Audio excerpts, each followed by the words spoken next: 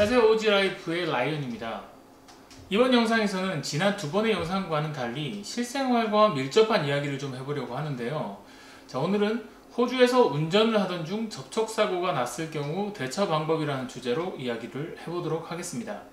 자, 한국에서 운전을 해보신 운전자라면 심심치 않게 보실 수 있는 광경들이 첫째로는 이러면서 뒷목을 잡고 차에서 내린다거나, 아니면 사고를 내놓고 문 다 걸어 잠그고 차에서 보험사가 올 때까지 꼼짝하지 않는다거나, 사고 차량의 운전자들이 서로 나와서 멱살을 잡고 도로에서 멱살잡이를 하고 있는 모습들을 살다가 한두 번쯤은 분명히 보셨을 거라고 생각하는데요. 호주의 교통사고 처리는 이 모습과는 좀 다릅니다. 호주에서 교통사고가 난 경우에 가장 중요한 점은 당황하지 않는다는 건데요. 당황해서 생각지도 못한 행동을 해버리고 결국은 나중에 수습을 하지 못하는 경우가 너무 많기 때문에, 그래서 가장 중요한 것은 바로 당황하지 않는 것입니다. 그렇게 침착하게 대응하는 것이 가장 중요한 첫 번째고 마지막입니다. 자, 그럼 몇 가지 호주에서 접촉사고가 났을 경우에 주의해서 대응해야 하는 순서에 대해서 알아보도록 하겠습니다. 자, 첫 번째로 사고 차량의 차량 정보를 알고 계셔야 합니다. 일단 상대 차량 운전자의 차량 등록번호와 차량 정보, 그리고 사고 현장을 핸드폰을 이용해서 간략하게 찍어 두시는 게 중요한데요. 먼저 차량 등록번호 같은 경우에는 레지스트레이션 넘버라고 해가지고 번호판 넘버고요. 그리고 차량 정보 같은 경우에는 세심하게 기록해 놓으시면 더욱 좋습니다.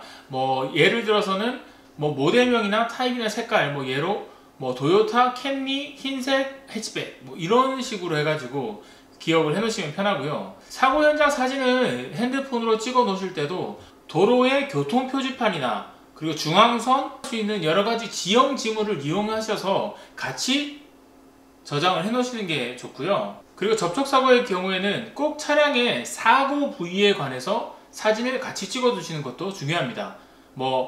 앞범퍼가 깨졌다, 아니면 뒤에서 박아서 뒷범퍼가 깨졌다, 이런 식으로 해가지고 사진을 찍어 두시면 나중에 문제가 생겼을 경우에 증거로 사용하시기에도 좋습니다.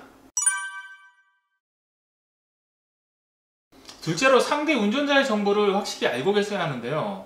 일단 법적으로 교통사고 당사자들끼리 서로의 신분을 확인할 수 있는 권한이 있습니다. 그러므로 이제 상대 운전자에게 면허증을 요구하고 핸드폰으로 운전자의 면허증 앞부분과 뒷부분에 이제 주소 나와 있는 부분까지 다 찍어 넣으시고요. 그리고 연락처를 물어서 서로 연락처를 교환해 두고 한 번쯤 전화를 간단히 걸어서 이제 확인을 해 보시는 것도 중요하고요. 자, 만약에 상대방 운전자가 신분증 교환을 거부하거나 없다고 버틴다, 이런 상황에는 경찰에 신고를 하셔서 운전면허 없는 운전자가 사고를 내고 도주하려고 한다 라고 하시면은 경찰이 출동해서 상대방 운전자의 정보를 바로 확인해 줄 겁니다. 자, 세 번째로는 보험 및 기타 정보에 대해서도 꼼꼼하게 기록을 해 두셔야 하는데요. 만약 큰 사고가 아니라면은 보험 처리보다는 개인 보상으로 하고 싶어 하는 경우가 생길 수가 있는데, 이런 경우에는 상대방 운전자에게 보험 처리 여부에 대해서 한번 물어보시고 개인 보상으로 할 것인지 아니면 보험 처리를 할 것인지 확인을 꼭 받아 보셔야 합니다. 이때 주로 정비소에서 견적을 받아서 수리 요청을 하거나 먼저 수리를 자기가 먼저 받은 다음에 견적서를 보내서 이렇게 수리 비용에 대해서 클레임을 하는 방법이 있는데요. 보험 처리를 할 경우에는 일단 상대방 운전자의 보험사 이름을 먼저 받아 두시고 상대방에게 연락을 취하셔서 그 보험 클레임 넘버를 달라고 하시면 됩니다. 만약에 사고 차량에 동승자가 있었고 만약에 사고로 인해서 운전자와 동승자가 부상을 입었다, 이런 상황이시라면은 동승자의 부상 정도 또한 아주 중요한 정보가 될 수도 있기 때문에 꼭 기록을 해 놓으실 것을 추천드립니다. 네 번째로는 경찰에 리포트를 해야 하는 건데요. 자, 가까운 경찰서에 가서 교통사고 신고를 하시거나 크래시 리포트를 인터넷에서 다운받아서 경찰서에 발송하는 방법, 굳이 경찰서에 가지 않아도 인터넷으로 간단하게 경찰 홈페이지를 이용해서 인터넷으로도 경찰서에 가지 않고 간단하게 교통사고를 신고하실 수도 있습니다. 이때 인터넷을 사용해서 경찰에 교통사고 신고를 하실 경우에 여러가지 정보가 필요한데요. 사고의 날짜와 시간, 그리고 정확한 사고의 위치, 그리고 개인적인 사항, 아까 말씀드렸던 사고 당사자들의 개인 인적 사항을 넣으셔야 하고요. 면허 관련 정보도 기입을 하셔야 하는데 운전면허 번호 이 정도가 될 것 같고요. 자, 자동차 등록번호, 아까 말씀드렸던 레지스트레이션 넘버와 이 자동차에 관련된 정보, 아까 말씀드렸던 흰색 도요타 캠리 해치백, 이런 자동차 관련 정보 역시 기입하셔야 합니다. 상대 사고 차량 운전자와 승객, 그리고 이 차의 소유주가 만약에 운전자와 다를 경우에 이런 것들 역시 꼭 기재를 하셔야 하고요.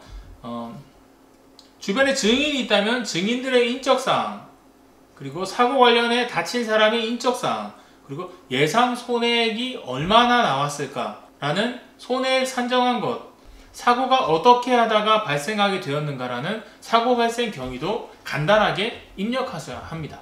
추가로 한 가지 더 말씀드리고자 하면은, 만약에 그 사고 상황에서 증인이 될 수 있을 만한 분이 주변에 있었다, 아니면 지나간 행인이나 아니면 그 사고 현장을 목격한 사람이 있었다 라고 하는 경우에는 꼭 그런 분들의 연락처를 미리 받아 놓으시는 걸 추천드립니다.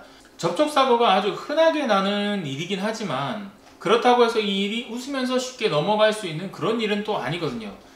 혹시나 모르는 만에 하나의 상황으로 이 접촉사고로 인해서 법정까지 갈 수 있는 이런 상황을 생각하셔서라도 긴장하지 않고 침착하게 대응하셔서 꼼꼼하게 정보를 기록해 두시는 것을 추천드립니다.